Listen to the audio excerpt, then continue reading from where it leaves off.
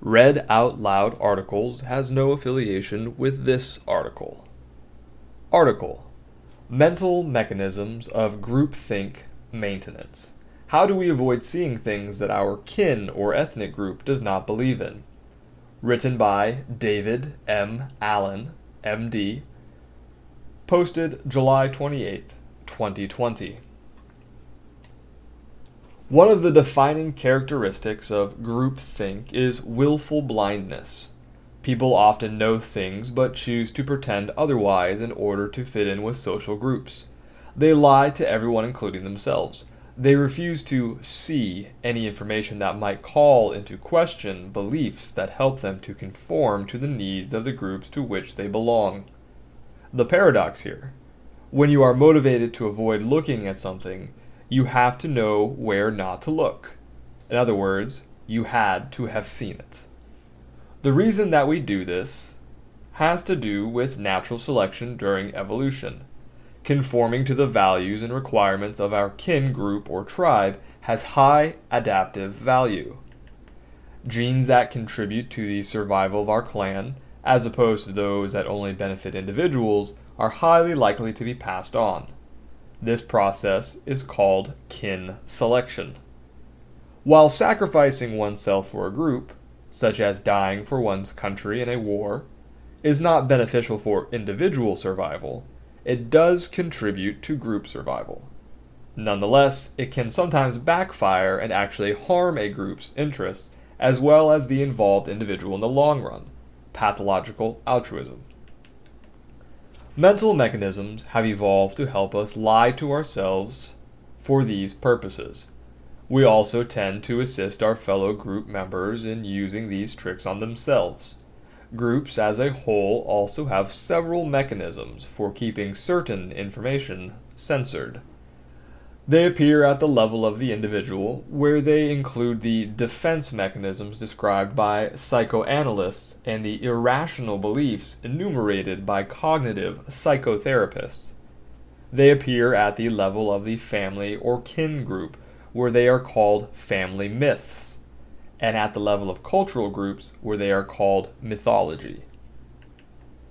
Defense mechanisms were originally defined as subconscious mental processes, employed by individuals to avoid ideas or impulses that are unacceptable to their own personal value system, thus avoiding anxiety. However, these mechanisms do not just serve an internal purpose within us, but an interpersonal one as well. We may, for example, compulsively act in the opposite way that an impulse that is unacceptable to our group would dictate. Reaction formation. Irrational beliefs are often automatic. They come to us without any conscious effort in response to the environmental, and quickly lead to specific behaviors. They are often subliminal, which is a similar concept to subconscious. If you, for example, catastrophize, imagining every single thing that could possibly go wrong if you did something, no matter how unlikely, about your engaging in a course of action not condoned by your group, you scare yourself away from doing it. Group norms are often internally policed by unquestioned thoughts that start with, "I should" or "must" do or think this or that. Logical fallacies can also be used to either explain away or justify ideas that might contradict group beliefs. For instance, post hoc reasoning assumes wrongly that if event A is quickly followed by event B, then it is probably true that A caused B. Therefore, you opt to avoid A in order to avoid B. An example: looking at pornography will lead to sex addiction. This is fallacious because the pairing is often due to another variable common to both A and B, such as an internal conflict over one's sexuality, or because the pairing is just a coincidence. Group mythology. Groups with a common purpose also have mechanisms that for enforcing conformity of thought within their numbers. Members employ strategies to invalidate any competing ideas with which they might be challenged. Once again, group cohesion has advantages.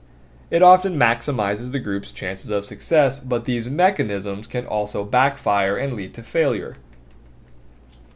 Family therapists have studied groupthink phenomena within families. Similar ones are used by other groups as well. A family often acts as if they all share a set of beliefs and they all seem to live by them compulsively. Some of these beliefs are applied only to certain individuals, others apply to the whole group. Family myths. They justify a set of rules which dictate how each family member should behave and why, and what family roles each must fully and habitually play. This allows the family to function in a predictable way. Family homeostasis. The myths are used, often defensively, to explain or justify group behavior and beliefs. They are sometimes verbalized explicitly, but can be expressed implicitly. Sometimes they take the form of adages or slogans. In one family that strongly believed in fatalism, the idea that people are powerless to change the world, so one should make the best of that which already exists, everyone spouted 3 different proverbs to reinforce this belief. This functioned as a warning about what happens to anyone who tries to take charge of their lives. The grass is always greener on the other side of the hill. The devil you know is better than the devil you don't. And you've made your bed, so now you have to lie in it. Individuals can, when necessary, use 2 other related mechanisms to obfuscate their own real beliefs to themselves or others. These are done so that if their beliefs are rejected, the persons can deny they had meant what they had in fact said. These tactics are called disqualification and invalidation. I discussed them in a previous post. This post is a summary of my chapter in the new book, Groupthink in Science. This article has been Mental Mechanisms of Groupthink Maintenance, written by David M. Allen, MD, and posted July 28, 2020.